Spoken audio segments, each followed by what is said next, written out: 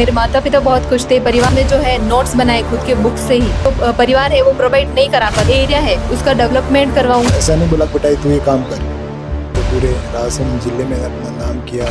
क्षेत्र काफी पिछड़ा हुआ है। देखो जो बच्चे की इच्छा होगी वो हम जरूर पूरी करेंगे, पूरा सपोर्ट करेंगे। तो रेस्ट करने के बाद जो है घर की हेल्प की, मम्मी की हेल्प की। नमस्ते लीला। नमस्ते सर। आपका ऐसे न्यूज़ चैनल में स्वागत है। सबसे पहले अपने परिचय के बारे में बताइए। मेरा नाम लीला पील है। मैं कक्षा 12 की छात्रा हूँ और मैंने अपनी 12वीं राऊ मावी बड़गांव से पूरी की है।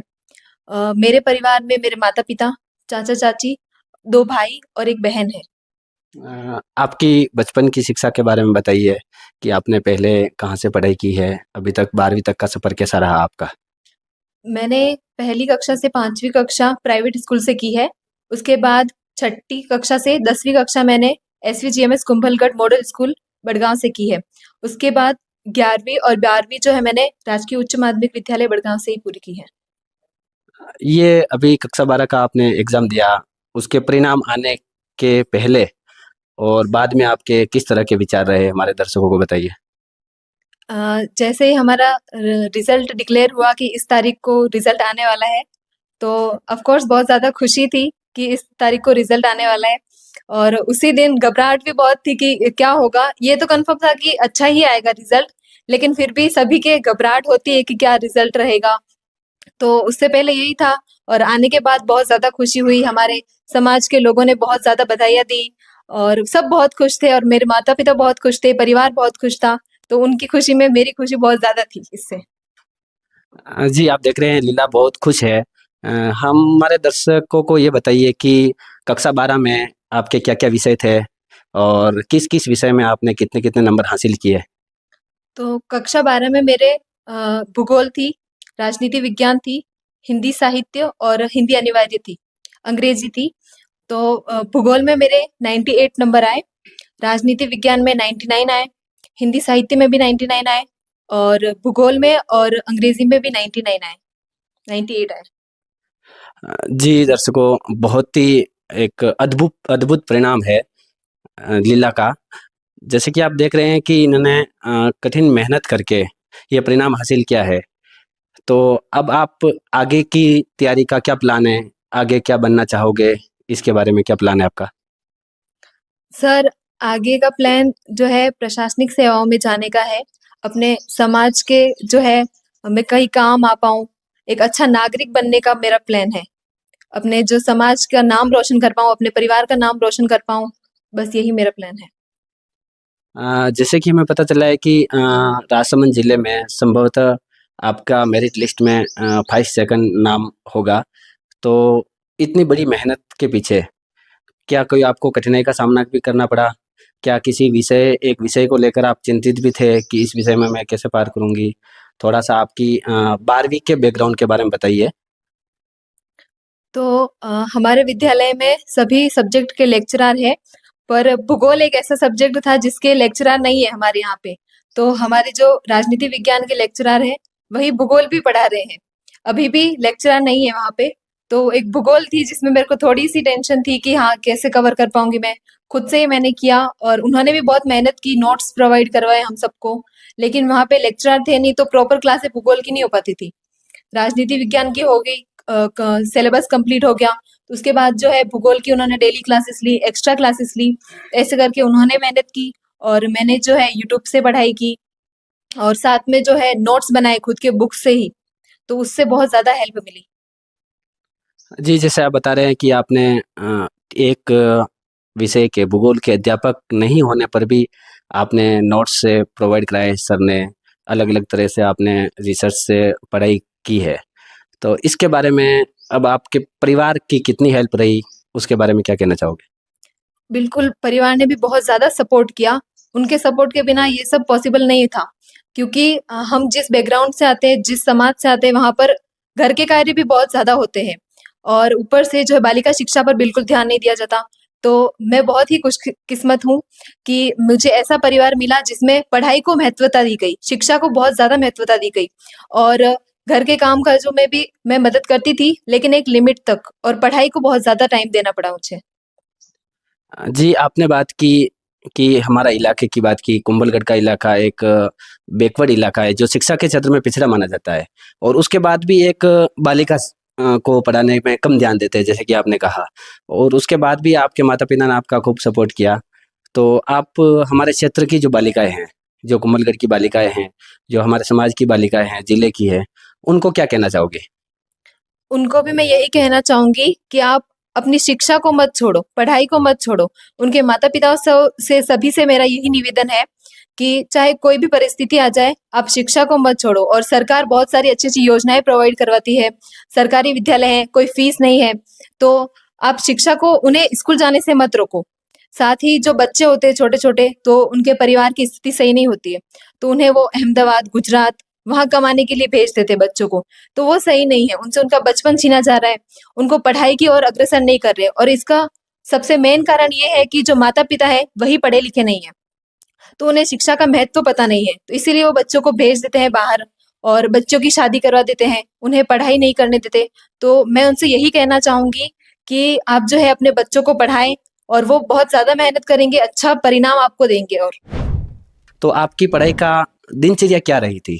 मतलब पूरे दिन आप 24 घंटे को कैसे मैनेज किया ताकि उसकी 24 घंटे में इतनी पढ़ाई करके आपने शिक्षा में 12वीं में इतनी बड़ी उपलब्धि हासिल की है? तो मैं सुबह जल्दी उठती थी और उसके बाद जो है मैं सैंपल पेपर और जो मॉडल पेपर होते थे 12th क्लास के तो वो सॉल्व करती थी। उसके बाद अपने डेली रूटीन के बाद मैं स्कूल के लिए तैयार होती थी और स्कूल जाती थी। और स्कूल में अगर कोई फ्री क्लास है तो उसमें मैं जो है नोट्स बनाती थी खुद के और फिर स्कूल से आने के बाद थोड़ी देर रेस्ट करने के बाद जो है घर की हेल्प की, मम्मी की हेल्प की और फिर खाना मैं जल्दी खा लेती थी और सब करने के बाद जो है मैं लेट रात को पढ़ती थी मैं। जो खाली पीरियड्स होते थे स्कूल के, तो उसमें जो है मैंने डेस्क वर्क खरीद रखी थी बहुत ज़्यादा। तो सभी सब्जेक्ट की तो मैं उससे सॉल्व करती थी और जो पुराने पेपर थे हमारे, तो उनमें जो-जो क्वेश्चन बहुत ज़्यादा रिपीट हो रहे हैं, तो उनको मैं खुद जो है एक अलग नोटबुक बना रखी थी मैंने, तो मैं उसे सॉल्व करती थी साथ-साथ में। आपने इतनी बड़ी उपलब्धि हासिल की है। यदि आपको हमारे राजस्थान के शिक्षा मंत्री जी, मुख्यमंत्री जी से मिलने का अवसर मिले, तो आप उनको क्या कहना चाहोगे? हमारे ऐसे न्यूज़ की टीम की और वीडियो के द्वारा अगर उन उन तक आपका संदेश पहुँच जाए, तो आप उनको क्या कहना चाहोगे? ये मेरा सौभाग्य होगा कि मैं उनसे मिल पाऊँगी और बहुत बड़ी उपलब्धि होगी अगर मैं ऐसा हो पाए। तो उनसे यही निवेदन रहेगा, यही आग्रह रहेगा मेरा कि हमारा जो कुंभलगढ़ एरिया है, जो ट्राइबल एरिया है, यहाँ पर जो है बालिका शिक्षा पर जो है उनका ध्यान जाए। साथ ही साथ हमारी सरकार ने बहुत ज़्यादा योजना बनाई है, बहुत सारी योजना है, जिससे जो है हमारे समाज में, हमारा जो आदिवासी समाज है वो उनका विकास हो पा रहा है। तो उनसे यही आग्रह रहेगा कि आप और हो सके जितनी अच्छी योजनाएँ उन्हें जो है प्रोवाइड करवाएँ। साथ ही यह आग्रह रहेगा कि हमारा जो एरिया है, वहाँ पर जो है कॉलेजों की सुविधा नहीं है। तो यहाँ के जो बच्चे होते हैं, उनको जो है उदयपुर, नाथद्वारा, राजसमंद एग्ज़ाम देने जाना पड़ता है, सेंटर उनका बहुत दूर-दूर आता है। तो यह एक मेन समस्या है कि कई बच्चे जा ही नहीं पाते एग्ज़ाम देने भी। और जो अलग जो बालिकाएँ होती हैं, उनके लिए भी दूर रहना और जो परिवार है वो प्रोवाइड नहीं करा पाते कि एक बच्ची है अकेली कैसे रहेगी और जो मानसिकता है फिर लोगों की यही रह जाती है। तो यही आग्रह रहेगा कि हमारे पास में भी कॉलेजों की सुविधा हो, ताकि बच्चे जो है अपनी 12वीं पूरी करने के बाद जो है हमारे गाँव में, हमारे इसी जिले में, इसी क्षेत्र में, विधानसभा में जो है अपनी पूरी शिक्षा जो कंप्लीट कर पाएँ। जी लीला, आपने अभी अपनी पूरी बातचीत में 2 बातें प्रमुख रूप से बताई थी कि आप आगे प्रशासनिक सेवा में जाना चाहते हैं और आपने दूसरी कही थी कि आप एक आदिवासी बालिका है, ट्राइबल क्षेत्र से आती है। यदि आप प्रशासनिक सेवा में प्रशासनिक अधिकारी बन जाती है, तो आप अपने राजस्थान की ट्राइबल एरिया की बालिका शिक्षा के बारे में आप क्या करेंगे? उसके बारे में आपका क्या सपना है कि अगर आप प्रशासनिक सेवा में नियुक्त हो जाते हैं, तो आप अपनी बालिका शिक्षा को बढ़ावा देने के लिए, आदिवासी समाज को आगे बढ़ाने के लिए, शिक्षा के क्षेत्र को आगे बढ़ाने के लिए क्या करेंगे? अगर ऐसा संभव हुआ, तो मैं जो है अपनी जितनी भी बालिका बेटियाँ होगी छोटी-छोटी, उनके लिए मैं बहुत सारे कोचिंग सेंटर प्रोवाइड करवा सकती हूँ। साथ ही साथ जो है हमारे जो एरिया है, उसका डेवलपमेंट करवाऊँगी, विद्यालय ओपन करवाऊँगी। साथ ही साथ जो है शिक्षा भी एक बहुत मेन जो चीज़ होती है, साथ ही साथ बहुत सारे हैं जैसे कि आप जो है खेल के बड़े-बड़े ग्राउंड नहीं हैं और जो है इसी के साथ जो है मैं बच्चों को हर प्रकार के खेल जो उन्हें प्रोवाइड करवाने का प्रयास करूँगी। तो लीला ने आपको पूरा बताया कि इन्होंने शिक्षा के क्षेत्र में 12वीं कक्षा में किस प्रकार से पढ़ाई की। तो लीला से आपसे आखिरी प्रश्न रहेगा कि आपके अंकल जी मांगीलाल जी जो कि एक अध्यापक है और वो संत रामपाल जी महाराज के शिष्य भी है। संत रामपाल जी महाराज बालिका शिक्षा के लिए दहेज मुक्त विवाह, बालक बालिकाओं में जो भेदभाव किया जाता है उसको, जातिवाद को लेकर हर तरह से एक समाज सुधार का कार्य कर रहे हैं। इसके बारे में क्या कहना चाहोगे? बिल्कुल हमारा अंकल जो है वो संत रामपाल जी के शिष्य हैं और यदि मुझे ऐसा अवसर मिलता है तो मैं भी उनके साथ जुड़ना चाहूँगी, क्योंकि ये एक ऐसी सुविधा वो उपलब्ध करवा रहे हैं जिससे संपूर्ण समाज का जो है हित हो रहा है। साथ ही साथ इसमें न जातिवाद है, न कोई धार्मिक असमानता है। सभी धर्म के, सभी जो जातियों के लोग हैं वो एक साथ एक थाली में भोजन कर रहे हैं। साथ ही जो दहेज मुक्त आपने जो बात कही, तो दहेज मुक्त विवाह से जितने जो गरीब परिवार हैं उनमें बहुत ज्यादा सहायता मिल रही है। और ये जो दहेज मुक्त विवाह का उनका विचार है बहुत ही ज्यादा अच्छा है, क्योंकि हमारे समाज में जितने लोग हैं तो ये दहेज के कारणवश उनको अपना खेत तक बेचना पड़ता है कि अपनी बेटी का विवाह है, दहेज हम उन्हें देंगे, उसके लिए बहुत ज्यादा गरीबी का सामना करना पड़ता है उन्हें। और दहेज दे भी दिया और बच्ची को जो है सही से अगर बाई चांस दहेज नहीं भी दे पाए कोई परिवार, कम दहेज दिया, तो बच्ची के साथ जो है वो आगे दुर्व्यवहार करते हैं कि आप कुछ दहेज लाए नहीं हो, आपका हमारे परिवार में स्वागत नहीं है। तो उन्हें भी बहुत ज़्यादा जो है कठिनाइयों का सामना करना पड़ता है। और बहुत ही अच्छा उनके विचार है कि दहेज मुक्त विवाह हो रहा है। साथ ही साथ जातिवाद जो नहीं हो रहा है, इनमें बिल्कुल समानता है सभी जातियों में।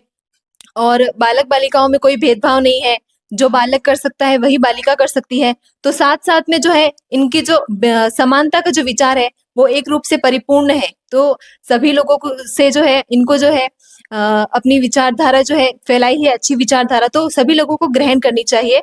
और इनका जो इतने सुखद विचार है उन सभी को से उनसे प्रेरणा लेनी चाहिए। नमस्ते सर, आपका क्या नाम है? नमस्ते, कालूराम भील। कालूराम जी, आपकी बेटी ने इतनी बड़ी सफलता हासिल की है, 12वीं कक्षा में 97.80% हासिल किए हैं माध्यमिक शिक्षा बोर्ड की ओर से जो रिजल्ट जारी हुआ उसमें। तो आपको कैसा लग रहा है? आप कैसा महसूस कर रहे हैं? बहुत बढ़िया, अच्छा लग रहा है। बहुत अच्छी खुशी हो रही है, क्योंकि कोई भी बच्ची अपने स्कूल में अपना नाम रोशन करे तो खुशी तो मिलती है। और हमारी बिटिया ने तो पूरे राजसमंद जिले में अपना नाम किया है, तो हमें बहुत ज़्यादा खुशी हो रही है। जी, आपने इतनी मेहनत की है अपनी बेटी के साथ, तो हमारे दर्शकों को ये बताइए कि वो भी अपने माता-पिता जो इस वीडियो को देखेंगे, सुनेंगे, तो वो अपनी बेटियों के साथ पढ़ाने में किस तरह से मदद करें? उनको आप क्या कहना चाहोगे? मैं उनसे यही कहना चाहूँगा कि भई जो भी बच्चे हैं, उनको 18 साल से जो भी नीचे हैं, उसको कैसे भी करके पढ़ाई पे फोकस डालें और पढ़ाई करवाएँ। क्योंकि पढ़ाई के बिना बच्चा का जीवन बेकार है। क्योंकि माता-पिता भी जब अनपढ़ रहेंगे, तो बच्चों को कैसे पढ़ाएँगे? और हमारा भारत आज पूरी दुनिया में डंका बजा रहा है और हमारा क्षेत्र काफ़ी पिछड़ा हुआ है। देश आज़ाद होने के बाद भी आज भी हमारी वो स्थिति है जो आज से 70 साल पहले थी। तो मैं कहना चाहूँगा कि शिक्षा की ओर ध्यान दें और जो हमने हमारी बच्ची पे पढ़ाई पे फ़ोकस किया, हमारा लक्ष्य यही था कि आप पढ़ाई पे ध्यान दो। घर पे ठीक है वो काम करती थी उसकी इच्छा, पर हमने कभी उनको काम के बारे में बताया नहीं कि भाई आप काम करो। घरेलू काम के लिए कभी उनको ऐसा नहीं बोला कि बेटा तू ये काम कर। जब उसको फुर्सत होती तो वो खुद स्वयं करती, बाकी हमने पढ़ाई पे ही फ़ोकस किया। वो रात को भी लेट तक हम सो जाते थे और वो दिन रात को 12-1 बजे तक पढ़ती रहती थी। तो ये दर्शकों से ये कहना चाहूँगा कि भई लक्ष्य लेवें और बच्चों को पढ़ाई पे फ़ोकस डालें, तो ज़रूर बच्चे पढ़ेंगे। जी, अब आपकी बेटी को आगे कौन-सी पढ़ाई करने का प्लान है? जैसे आपकी बेटी ने बताया कि वो आईएएस की तैयारी करना चाहती हैं, तो उसके लिए आपकी क्या प्लानिंग है?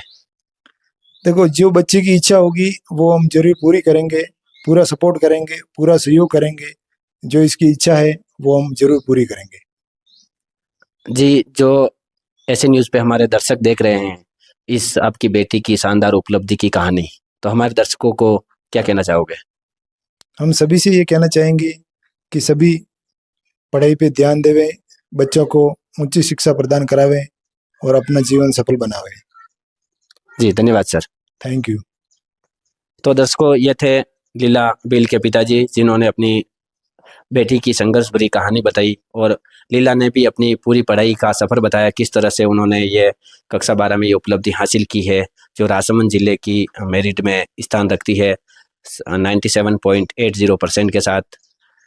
ये थी लीला की कहानी। मैं अर्जुन प्रजापत, आप देख रहे हैं ऐसे न्यूज़, कैमरामैन परवीन के साथ।